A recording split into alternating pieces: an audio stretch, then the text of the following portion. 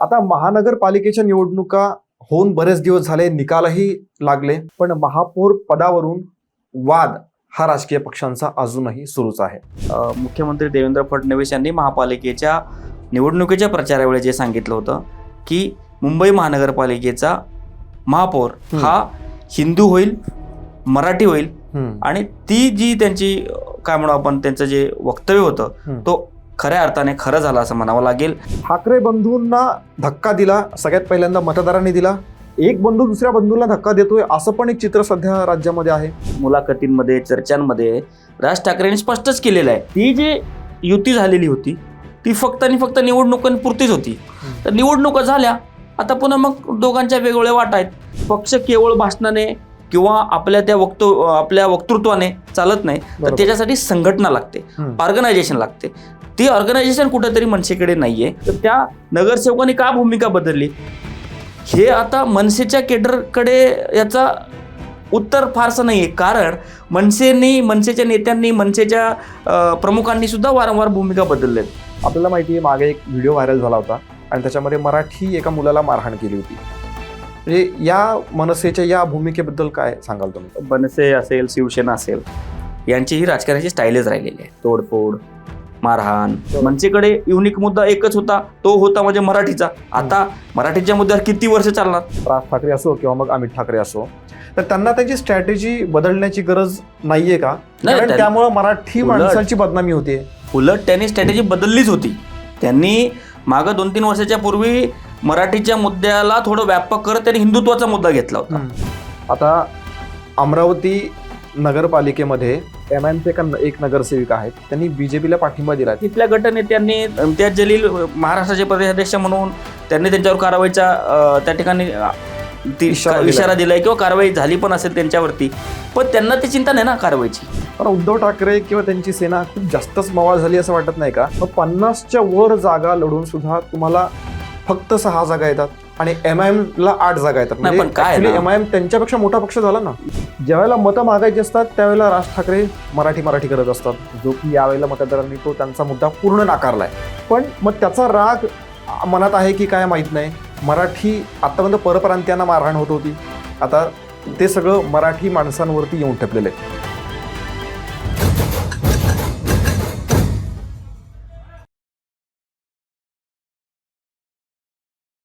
नमस्कार, political mood या आपल्या विशेष कार्यक्रमामध्ये आपल्या सगळ्यांचं स्वागत. राजकारणातल्या ट्रेंडिंग टॉपिक्सवरती आपण आपल्या या कार्यक्रमामध्ये चर्चा करत असतो आणि सविस्तर विश्लेषण करत असतो. राज्यामध्ये मागच्या काही दिवसांपासून ज्या काही निवडणुका झाल्या, मग त्यामध्ये नगर परिषद असतील, नगरपंचायती असतील, त्यानंतर महापौर पदासाठीच्या ज्या निवडणुका असतात, महानगरपालिकेच्या त्या निवडणुका असतील, आणि आता अलीकडेच झालेल्या पंचायत समिती आणि जिल्हा परिषदा, अशा सगळ्या निवडणुका झालेल्या आहेत. त्यानंतर वातावरण शांत होईल असं आपल्याला वाटत असतानाच परत हे वातावरण गरम व्हायला सुरुवात झालेली आहे. आता महानगरपालिकेच्या निवडणुका होऊन बरेच दिवस झाले, निकालही लागले, पण महापौर पदावरून वाद हा राजकीय पक्षांचा अजूनही सुरूच आहे. कुठल्या ठिकाणी राजकीय पक्ष काय वाद घालतायत हा आपला आजच्या कार्यक्रमाचा विषय आहे. आणि चर्चा करण्यासाठी आहेत ॲडव्होकेट आणि राजकीय विश्लेषक शिवाजी जाधव. सर, पुन्हा एकदा स्वागत आहे तुमचं आपल्या या विशेष कार्यक्रमामध्ये. सगळ्यात पहिला प्रश्न नेहमीचा, कसा आहे तुमचा मूड? मूड चांगला आहे. माझा पहिला प्रश्न हाच आहे की महानगरपालिकेच्या निवडणुका होऊन आता बरेच दिवस लोटलेले आहेत. बऱ्याच ठिकाणी महापौर पदावरून आपण काय वाद होत आहेत हे रोज बघतो आहोत. आता लेटेस्ट घडामोड म्हणजे मुंबईच्या महापौर पदाची सुद्धा आता निवड झालेली आहे. महापौर कोण होणार आहे हे जाहीर झालेलं आहे. पण या निमित्ताने प्रश्न हा आहे माझा की ठाकरे बंधूंना परत एकदा धक्का बसलेला आहे. कारण लोकांनी त्यांना त्यांची खरं मत असं बोलायला नाही पाहिजे, पण त्यांची जागा एक आपण दाखवली असं म्हणूयात. आणि आता हा दुसरा धक्का आहे की महापौरपदी BJPने आपला उमेदवार जाहीर केला आहे. बघा, बऱ्याच दिवसानंतर हा जो शिवसेना आणि भाजपचा जो काही माध्यमांमध्ये, राजकीय वर्तुळामध्ये चर्चा होती, सगळ्या परम्युटेशन कॉम्बिनेशनचे लोक विचार करत होते की काय होईल. शेवटी मुख्यमंत्री देवेंद्र फडणवीस यांनी महापालिकेच्या निवडणुकीच्या प्रचारावेळी जे सांगितलं होतं की मुंबई महानगरपालिकेचा महापौर हा हिंदू होईल, मराठी होईल आणि ती जी त्यांची काय म्हणू आपण, त्यांचं जे वक्तव्य होतं तो खऱ्या अर्थाने खरं झालं असं म्हणावं लागेल.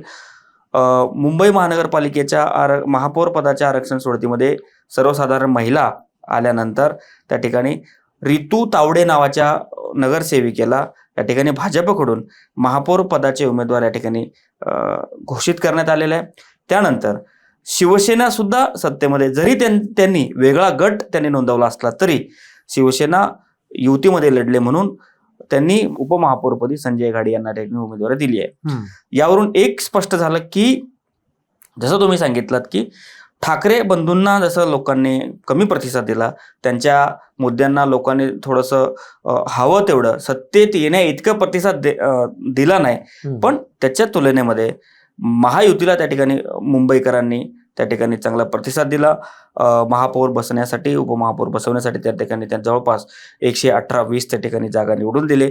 गमतीचा भाग असा आहे की राष्ट्रवादी काँग्रेस शरद पवार गटाचा एकमेव उमेदवार हा या ठिकाणी शिंदे गटाला पाठिंबा त्या ठिकाणी ते दाखवलेला आहे. यावरून एकच लक्षात येत आहे की सगळ्यांचा कल हा सत्तेकडे आहे, सत्तेमध्ये जायचं आणि आपल्या प्रभागाचं काम करून घ्यायचं या दृष्टीने सगळे त्या ठिकाणी काम करत आहेत.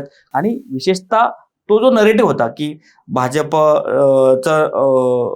भाजप सत्तेत आल्यावर अमराठी लोक महापौर बनतील, मराठी लोकांच्या कब्जामध्ये महापालिका जाईल, हा जो सगळा नरेटिव्ह होता, हा नरेटिव्ह भाजपने या ठिकाणी तोडला. या नरेटिव्हला त्या ठिकाणी पूर्णपणे त्या ठिकाणी शह दिलेला आहे. विशेषतः मराठा क्रांती मोर्चामध्ये काम केलेल्या मराठा असलेल्या रितू तावडे यांना उमेदवारी देऊन भाजपने त्या ठिकाणी, आणि अजून एक त्या ठिकाणचं भाजपच्या त्या शैलीचं एक आपल्याला सांगावं, भाजपच्या खेळीचं एक त्या ठिकाणी कौतुक करावं लागेल की रितू तावडे या गुजराती बहुल प्रभागामधून निवडून येतात, पण त्या मराठी आहेत. त्यामुळं त्या गुजराती लोकांना पण वाटेल की आपली प्रतिनिधी त्या ठिकाणी मुंबईची महापौर आहे, आणि उर्वरित सगळ्या मुंबईतील मराठी लोकांना पण वाटेल की मराठी या ठिकाणी महापौर आहे. तर भाजपने संपूर्णपणे या ठिकाणी ठाकरेंच्या सर्व राजकीय खेळीवर मात करत मराठी हिंदू महापौर उमेदवार त्या ठिकाणी दिलेला आहे. ठाकरे बंधूंना धक्का दिला सगळ्यात पहिल्यांदा मतदारांनी दिला, आणि नंतर बीजेपीने, म्हणजे एक महायुतीने धक्का दिला असं आपण म्हणूया. हे ठाकरे बंधूंना धक्का झालं, पण एक बंधू दुसऱ्या बंधूला धक्का देतोय असं पण एक चित्र सध्या राज्यामध्ये आहे. बघा, पहिल्यांदा कल्याण डोंबिवलीमध्ये राज ठाकरे यांनी शिंदे सेनेला पाठिंबा दिला. कल्याण डोंबिवलीमध्ये आता नाशिकमध्ये सुद्धा तेच बघायला मिळतंय. बघा काय असतं की एखाद्या पक्षाचे नगरसेवक किती असतात, त्या पक्षाचे सत्तेमध्ये जायचे किती चान्सेस आहेत, त्या पक्षाला कुठली समिती मिळते का, त्या पक्षाला उपमहापौर पद मिळते का, त्या पक्षाला महापौर मिळतो का. तर कल्याण डोंबिवलीमध्ये अशी परिस्थिती नव्हती की मनसेला महापौर उपमहापौर वगैरे मिळेल. त्याच पद्धतीने नाशिकमध्ये सुद्धा तीच परिस्थिती आहे. नाशिकमध्ये मनसेचे एकमेव त्या ठिकाणी नगरसेवक आहे.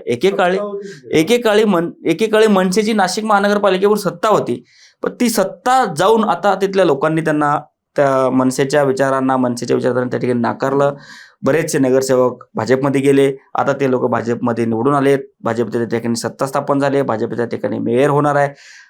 आणि तिथला जो एकमेव नगरसेवक आहे तो आता मी विकासासाठी, माझ्या प्रभागाच्या कामांसाठी म्हणून मी युतीला त्या ठिकाणी सपोर्ट करतोय असं सांगते. याच्यावरून एकंदरीत असं दिसतं की आजकालच्या जेवढे पण लोकप्रतिनिधी असतील, नगरसेवक असतील, आमदार असतील, ह्या लोकांना फक्त आपल्या प्रभागाच्या कामासाठी, आपल्या प्रभागाच्या विकासासाठी काम करायसाठी सत्तेचं कुठेतरी त्यांना आश्रय लागणार आहे. त्यांना कुठेतरी सत्तेच्या बाजूने गेल्यानंतरच आपल्या प्रभागाचं काम होईल, आपल्या भागाचं काम होईल असं वाटायला लागलं.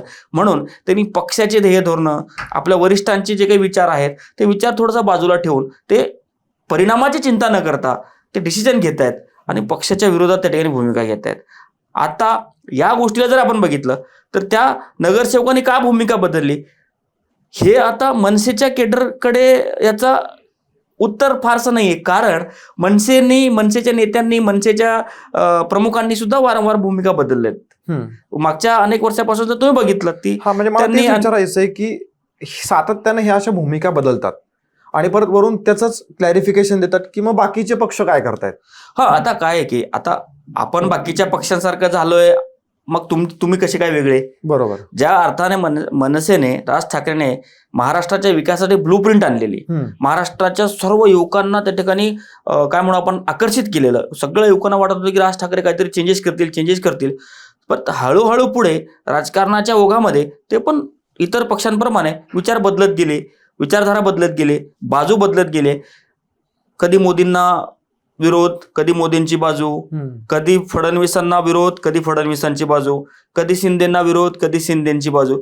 ह्या सगळ्या जे द्वंद्व असतो विचारधारेमध्ये, त्या विचारधारेच्या द्वंद्वमुळं, त्या विचारधारांच्या सततच्या बदलल्यामुळं पक्षाचे नेतृत्व सुद्धा नगरसेवकांना सांगू शकत नाही की तुम्ही का करताय. बरोबर. कारण नगरसेवक त्यांना त्यांचे विचारधारा बदलल्याचे दाखले देऊ शकतात.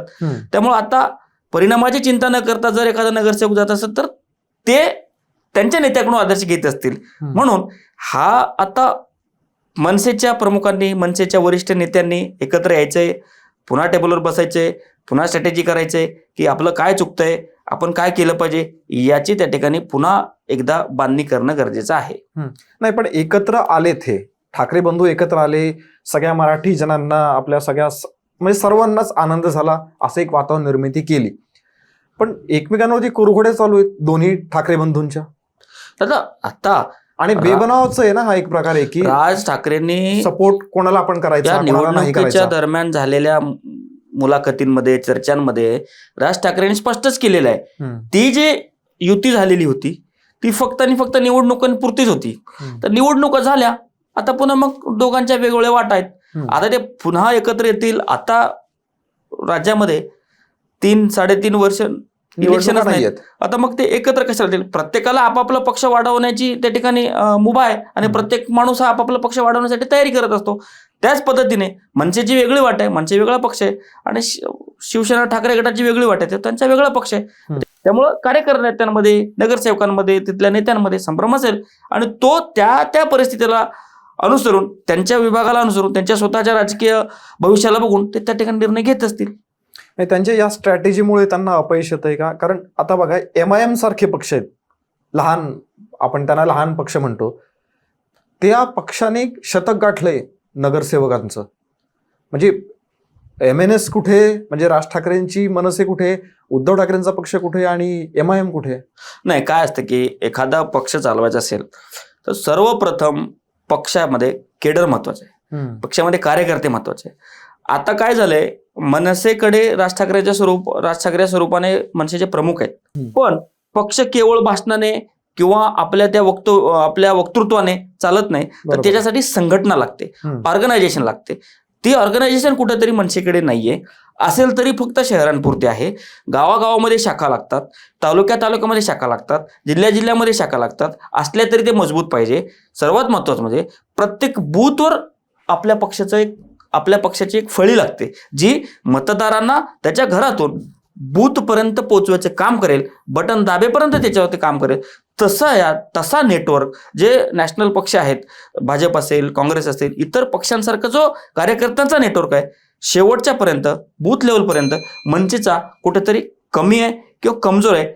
हे सर्वात महत्वाचं कारण आहे मनसेच्या न वाढीचं. आणि बरं, ऑप्शन्स पण भरपूर आहेत ना लोकांकडे. का ते मनसेकडे जातील? मनसेने काय वेगळं केलं?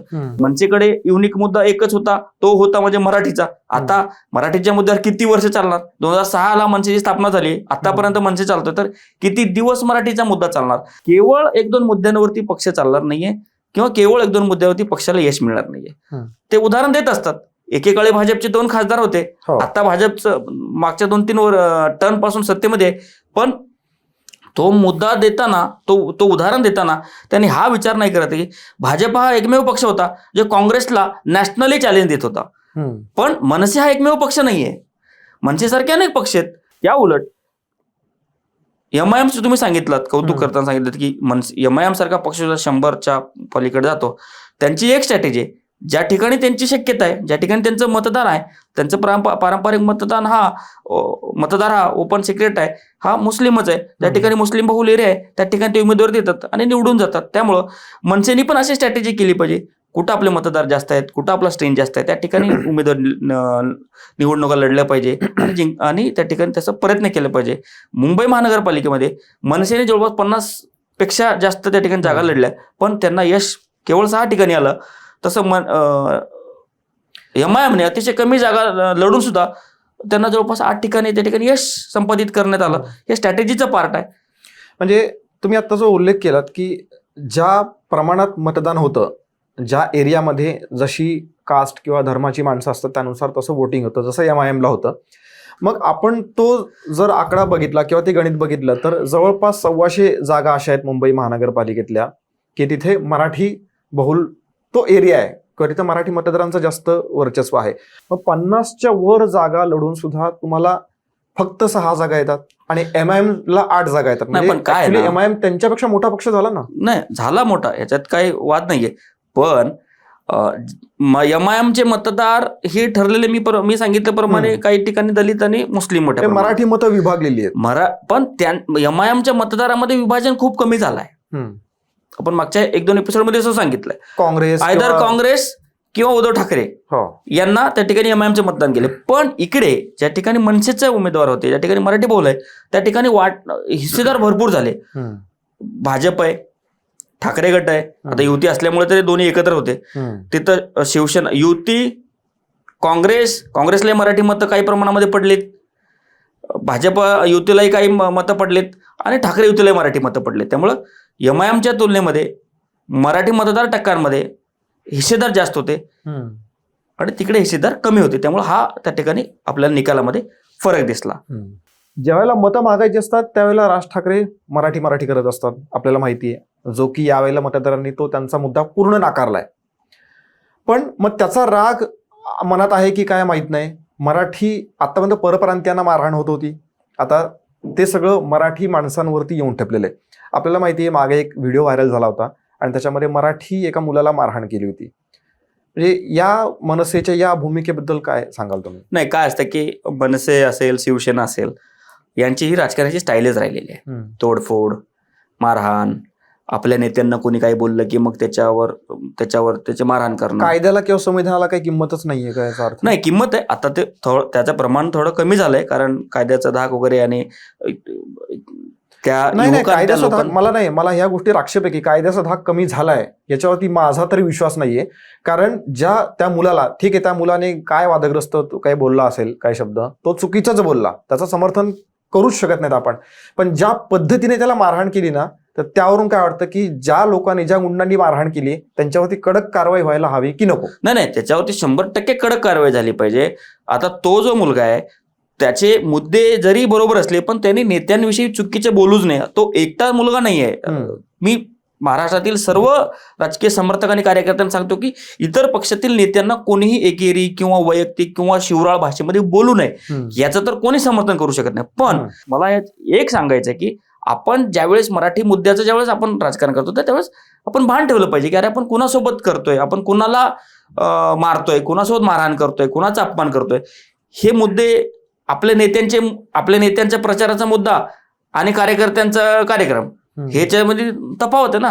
नेते म्हणतात मराठी लोकांसाठी, मराठी यांच्यासाठी आम्ही काम करतो, पण इतर आणि कार्यकर्ते मात्र तो कुठंतरी पाळताना दिसत नाही. पण त्या मुलाची चूक आहे, पण त्याची चूक आहे, त्यांनी आपल्या नेत्याला काही वाईट बोललं म्हणून त्याला जाऊन मारहाण करणं, त्याचा अपमान करणं, त्याची धिंड काढणं, अर्धनग्न धिंड काढणं हे 100% चुकीचे आहे. याच्यावरती शासनाने किंवा तिथल्या पोलीस प्रशासनाने अतिशय कडक कारवाई केली पाहिजे, जेणेकरून येणाऱ्या काळामध्ये असं कोणीही एकमेकांच्या जीवावर उठले नाही पाहिजे, एकमेकांच्या त्या ठिकाणी अपमान नाही केलं पाहिजे.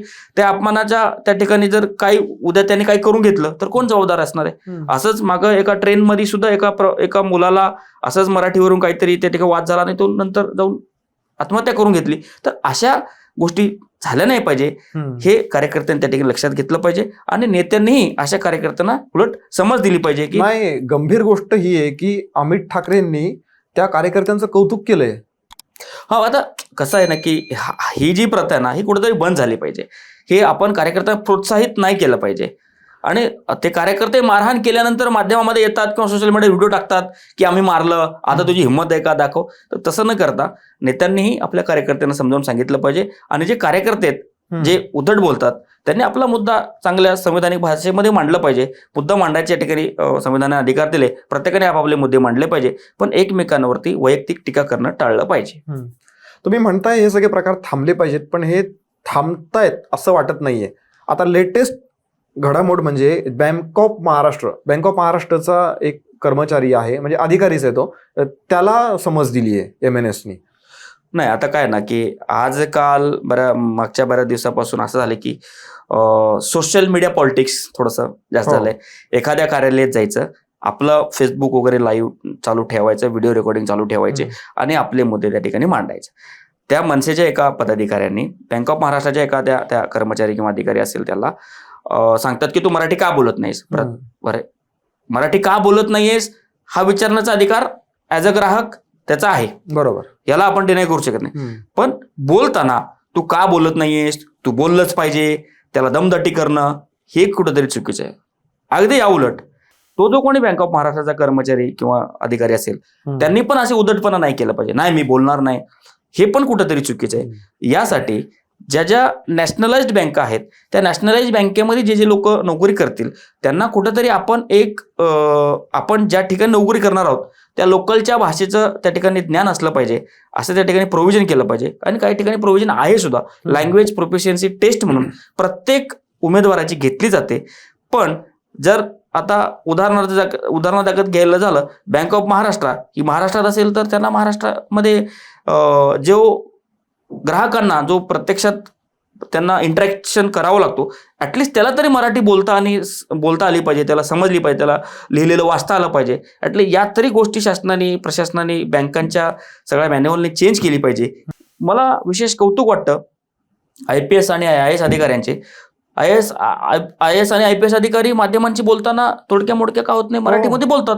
अनेक असे अधिकारी आहेत, सोलापूरचे जिल्हाधिकारी आहेत, पुण्याचे CP आहेत, हे सगळे लोक आपल्या पद्धतीने येतात, माध्यमांना ब्रीफ देताना मराठी बोलतात.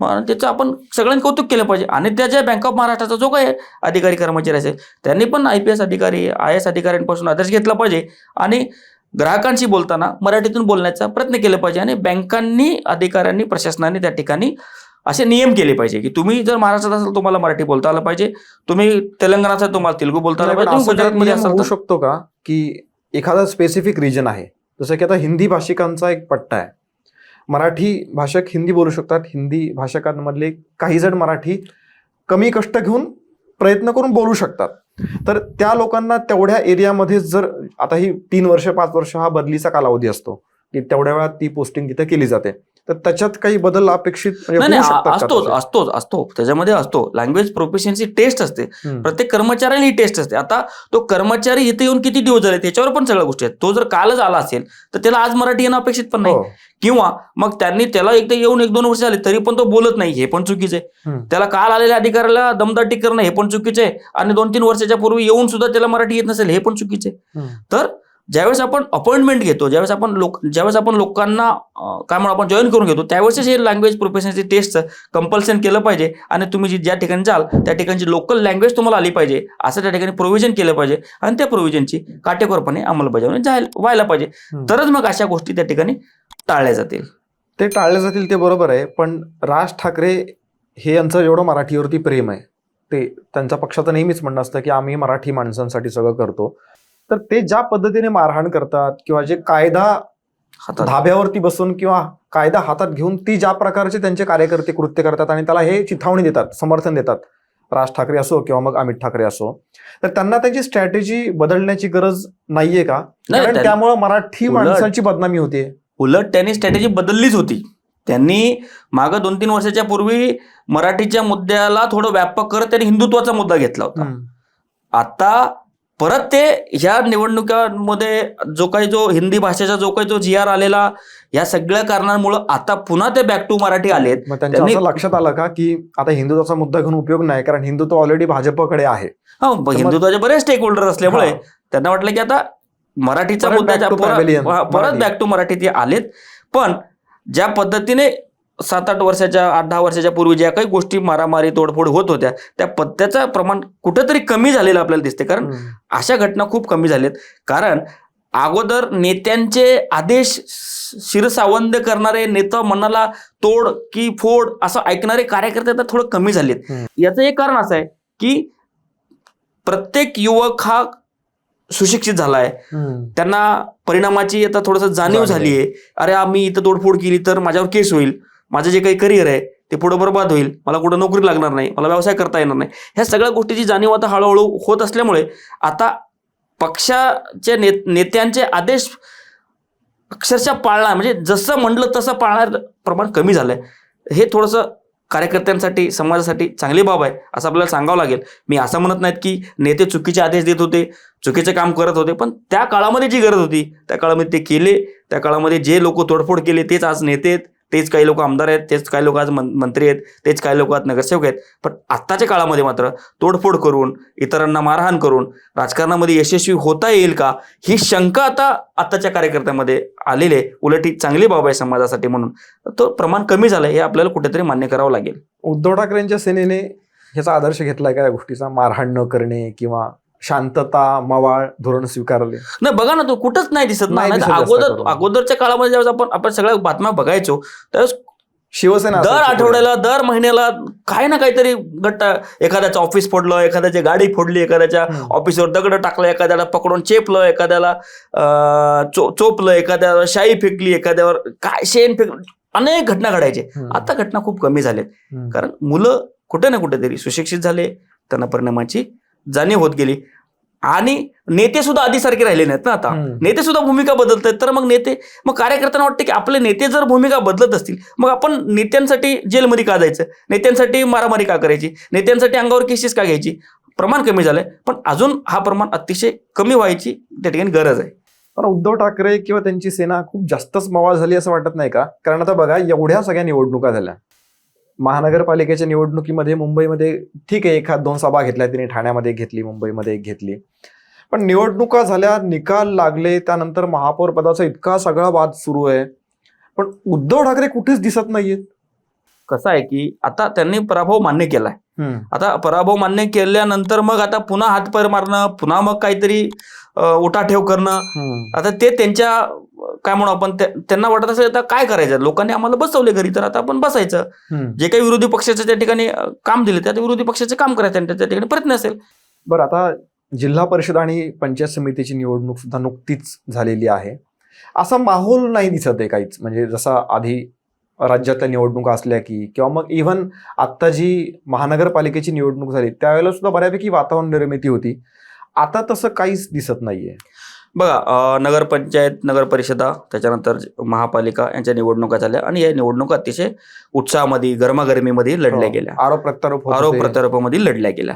पण जिल्हा परिषदेच्या एकतर 2 टप्प्यामध्ये निवडणूक होणार आहेत. ते आरक्षणाच्या काय म्हणू आपण मर्यादा ओलांडल्यामुळे बाकीच्या 16-17 जिल्हा परिषदांच्या आणि पंचायत समित्यांच्या निवडणुका लांबणीवर गेल्यात. आणि आता जे सुरू आहे ते 12 जिल्हा परिषदा आणि 125 समथिंग पंचायत समितीच्या निवडणुका आहेत. दुर्दैवाची गोष्ट आहे की अजितदादांचाच या सगळ्या प्रचाराच्या ह्याच्यामध्ये दुर्दैवी निधन झाल्यामुळे तो एक कार्यकर्त्यांमध्ये काय म्हणू आपण त्यांना उत्साह नाहीये, किंवा मग सगळे एकदम काय म्हणू आपण त्याला निरुत्साहपणे त्या ठिकाणी निवडणूक लढवत आहेत. लोकशाही प्रक्रिया आहे, पण आता ते पार्टिसिपेट करायचं म्हणून करतायत. लोकशाही ही काही थांबणार नाहीये. जसं त्यांच्या घरातले लोक आणि त्यांच्या घरातले जे काही घडामोडी घडतात त्याच्याबरोबरच आता महाराष्ट्रात सुद्धा घडामोडी घडतात. पण तुम्ही म्हणताय तसं ज्या पद्धतीने नगरपालिका आणि महानगरपालिकेमध्ये निवडणुकीमध्ये उत्साह होता तसा इथं राहिलेला नाहीये. आणि त्याच्यासोबतच येणाऱ्या काळामध्ये आता फारशा निवडणुका नाहीयेत, त्यामुळे राजकीय गणित पण आता एकदम कमी होत चालले आहेत. जी युती आहे ते युतीच्या ठिकाणी युती आहे, त्यांचे सुद्धा महानगरपालिकांमध्ये सुद्धा अनेक विरोधात लढले, आता एकत्र आले. पण राजकीय जे काही काय म्हणू आपण त्याला रोमांच आहे तो काही कमी होताना दिसत नाहीये. येणाऱ्या घडामोडी जरी असल्या तरी रोमांच काही कमी नाहीये. येणाऱ्या काळामध्ये अजून बऱ्याचशा गोष्टी घडणार आहेत. पण उद्धव ठाकरेंचा पक्ष असेल किंवा राज ठाकरेंचा पक्ष असेल, ह्या ज्या स्थानिक लेवलवरच्या निवडणुका आहेत, जसं की आता जिल्हा परिषद आणि पंचायत समितीची निवडणूक झाली, त्याच्या आधी नगर परिषद आणि नगरपंचायतींची निवडणूक झाली, त्यावेळेला सुद्धा ते ऍक्टिव्ह नव्हते, इनॅक्टिव्ह होते. म्हणजे त्यांना या स्थानिक लेवलवरच्या निवडणुकीमध्ये काहीच रस नाहीये. नाही, बघा काय असं वाटतंय कोणत्यांच्या नाही, काय असतं की ज्या पद्धतीने भाजप आणि महायुती निवडणुका लढवते त्या पद्धतीने विरोधी पक्षातले लोक लढवले नाहीयेत का? कुठंतरी संसाधनं, कुठंतरी कार्यकर्ते, कुठंतरी नेते, कुठंतरी सामग्री, या सगळ्या गोष्टीची कमतरता सत्तेमध्ये असलेल्या पक्षाच्या तुलनेत असते. त्याच्यासोबतच सर्वात महत्वाची गोष्ट ही आहे की ह्या विरोधी पक्षांमध्ये आता नैराश्यच आहे, ह्याच्यामध्ये उत्साह राहिलेलाच नाहीये. त्यांनी शिवसेनेने मुंबई आणि मुंबई उपनगरापुरते त्यांना मर्यादित ठेवलं, तिथेही त्यांना फारसं काही यश आलेलं नाहीये. मनसेनेही मुंबई आणि मुंबई उपनगरापुरते त्यांना मर्यादित ठेवलं, तिथे त्यांना काही फारसं यश आलेलं नाही. त्यामुळे आता इतर निवडणुकांमध्ये आणि इतर आणि उर्वरित महाराष्ट्रामध्ये त्यांचा फारसा काही वावर आपल्याला दिसला नाही, फारसा काही उत्साह त्यांना दिसला नाही. कारण त्यांनी स्वतःच तशा मर्यादा त्या ठिकाणी घालून घेतल्यात की आपण शहरांपुरतंच राजकारण करूया, शहरांमध्येच आपली सत्ता होती, शहरामध्ये आणायचा प्रयत्न करूया, पण तशी त्यांना काही सत्ता आलेली नाही. त्यामुळे ते आता येणाऱ्या निवडणुकीची वाट पाहत असतील. नाही, मध्यंतरी म्हणजे ज्यावेळेला अजित पवारांचं दुर्दैवी निधन झालं त्यानंतर संजय राऊत यांचा एक बाईट आला होता, म्हणजे एक प्रतिक्रिया होती त्यांच्या सकाळच्या पत्रकार परिषदेमध्ये. ते बोलले होते की काही निवडणुका ह्या स्थानिक लेवलवरती किंवा स्थानिक कार्यकर्त्यांवरती सोपवल्या पाहिजेत. तर कदाचित ते स्वतः त्यांचा पक्ष सुद्धा हेच पाळतोय का की आता जिल्हा परिषद आहे आणि त्या पंचायत समितीच्या निवडणूक आहेत तर काय मोठ्या नेत्यांची गरज नाही जाण्याची? नाही, बरोबर आहे ना. पण काय असतं की आपल्या कार्यकर्त्याला, आपल्या नेत्यांना, तिथल्या स्थानिक नेत्यांना बळ तर दिलं पाहिजे, त्यांच्या पाठीशी तर उभा राहिलं पाहिजे.